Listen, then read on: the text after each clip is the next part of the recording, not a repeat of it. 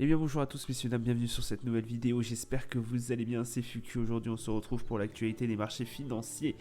Il est très tard dans la nuit, les marchés ont tous clôturé, nous sommes le 22 décembre 2022. Du coup je fais cette review pour le 21, voilà.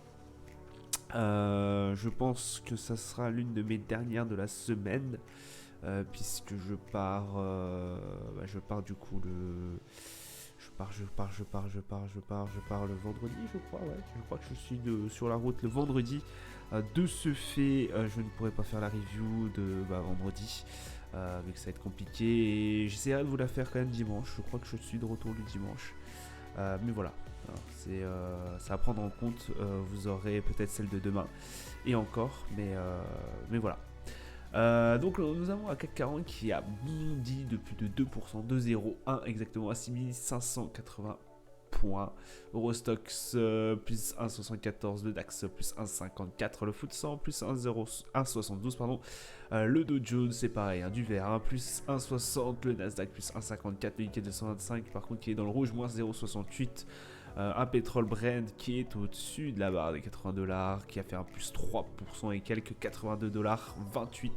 Le 11 d'or à 1817 dollars 45. L'euro USD qui stable, ce qui se stabilise aux environs des 1,061 dollars ou 1,60 et quelques. Bitcoin 16 843 92. Palmarès du SRD, on a Valneva qui a fait plus 7,21%. Interparfum plus 6,48, CGG Veritas plus CGG tout court pardon, plus 5,84, Avenir Télécom qui a été en très grande souffrance, moins 4,40, l'Isogène moins 5,24 et Navia comme d'habitude qui est en baisse après sa grosse performance de la semaine dernière, moins 8,45. On a retrouvé bien évidemment la barre des 6500 points et quelques. Enfin, on se rapproche très dangereusement et très favorablement d'ailleurs, plutôt des 6600 points. On est dopé, on a été dopé. Cette journée a été vraiment très bonne pour les indices. Gros rebond, de toute façon, on l'avait vu, notamment grâce à, on peut le redire, les résultats de Nike et notamment aussi le moral des consommateurs allemands et américains pendant ces fêtes de fin d'année, juste avant ces fêtes de fin d'année. De toute façon, on verra ça sur le calendrier d'annonces économiques. Hein, voilà, l'indice de sentiment au niveau de l'Allemagne a été plutôt bon, plutôt bien accueilli. Voilà, et on peut remercier Nike qui a fait des excellents chiffres. D'ailleurs, le titre s'est envolé de plus de 13% quand même, pour vous dire. Et donc ouais, très bien. Hein. On a aussi FedEx qui a annoncé de nouvelles mesures d'économie afin de compenser un ralentissement de son activité. Du coup, la valeur de FedEx a monté de plus 4,3%. Donc voilà, très bien. Les résultats au niveau de Nike meilleurs que prévu, du poids lourd de la cote new-yorkaise. Donc Nike, très grosse performance. On a eu aussi BNP Paribas qui a fait plus 2,04, Crédit Agricole plus 2,01. Ce sont surtout les banques qui ont bien performé aussi aujourd'hui au niveau du CAC. Société Générale pareil 2,86. On a eu aussi Total Energy qui a fait plus 2,95.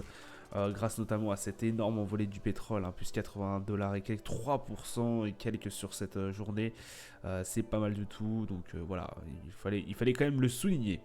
Au niveau du calendrier d'annonce économique, donc du coup on a eu l'indice de confiance des consommateurs, donc voilà, mieux que ce qui était prévu en plus, donc voilà, forcément ça a pesé un peu sur la balance. Taux d'inflation au niveau du Canada, alors par contre lui il a été moins bon que ce qu'on espérait. On pensait à 6.7, on a eu un 6.8, donc ça, je vous avoue qu'on a eu pris un petit coup de pression sous les coups de 14h30. Mais si voilà, mais Nike a fait le taf et puis voilà, on a été meilleur que ce qu'on pensait. Enfin voilà, regardez, 100.8, 108.3 au niveau des confiances des consommateurs au niveau des US. Donc voilà, ça a mis un peu d'entrain, etc. Donc une journée qui s'est relativement bien passée. De toute façon, on verra sur les graphiques, il fallait aussi au bout d'un moment que ça rebondisse. On ne pouvait pas pricer éternellement pendant pratiquement 2 semaines d'affilée. Enfin, là on était pratiquement on était à 5 ou 6 séances et quelques sur certains indices de pricing, donc il fallait bien qu'au bout d'un moment on sorte une carte verte, j'ai envie de vous dire. Pour demain bah, c'est calme aussi, on aura juste le taux d'inflation à minuit 30 et quelques au niveau du Japon, mais sinon ça reste assez calme, hein, forcément. On se rapproche de plus en plus de Noël, hein, ce qui est extrêmement, comment vous dire, extrêmement rare, hein, d'avoir un jeudi comme ça assez libre au niveau des annonces, et même un mercredi assez calme. Donc voilà, ouais, il fallait quand même le souligner. Au niveau des marchés, pardon, plutôt. Les marchés, donc sur une journée totale, on arrive à 6567 au niveau du CAC 40, 2 journées d'affilée, hein, au niveau de l'indice parisien qu'on est en hausse. On revient de ce qu'on avait touché la semaine dernière, la fin de la semaine dernière. On revient un peu sur nos pas, tant mieux d'ailleurs. On va recommencer au niveau du RSI à revenir en zone neutre. Au niveau du MACD, bon bah c'est toujours un peu tendancieux, mais voilà, on espère que ça va vite regagner de la couleur. Voilà, on espère quand même que voilà, on va repasser un peu dans le bleu et puis essayer d'aller tâter ces 6006 au moins avant la fin de la semaine. Niveau Nasdaq, 11 250, donc bon voilà, 2 jours d'affilée que ça passe en bleu. On était tout juste hein, hier, vraiment. Donc ouais, ça fait du bien après pratiquement une semaine et quelques de baisse. Aller chercher peut-être cette barre des 11 500. Ça serait sympa d'aller la chercher, donc à voir par la suite. Au niveau du RSI, bon, on est toujours proche de la zone neutre, mais faites attention aux zones de la survente aussi. Le MACD est toujours assez baissier, mais bon, c'est pas flagrant quoi. Brent 82,39$. On a eu un beau rebond en fait sur les 2 derniers jours. Alors je dis ça, mais voilà, c'est plutôt sur les 3 derniers jours. 82,39$, ouais, c'est pas mal. Au niveau du MACD, on est forcément en baisse, hein, toujours. Il faut regarder cette baisse depuis environ fin octobre, début novembre. Bon, bah forcément, le MACD est bien baissier. Au niveau du RSI, bon, on se rapproche de la zone neutre, mais quand même faire extrêmement attention sur des niveaux pareils. Niveau de l'or, l'or qui joue avec la barre des 1810 et quelques. Voilà, là on est à 1818. On n'arrive pas à franchir réellement, mais bon, on est quand même toujours bien haussier sur l'or depuis un certain moment, hein, de toute façon depuis la fin octobre. Pareil au niveau du RSI, hein, faire